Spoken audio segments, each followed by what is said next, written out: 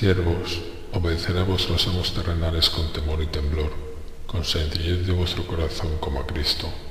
no sirviendo al ojo como los que quieren agradar a los hombres, sino como siervos de Cristo, de corazón haciendo la voluntad de Dios, sirviendo de buena voluntad, como al Señor, y no a los hombres, sabiendo que el bien que cada uno hiciere, ese recibirá del Señor, sea siervo o sea libre. Efesios capítulo 6, versículos del 5 al 8.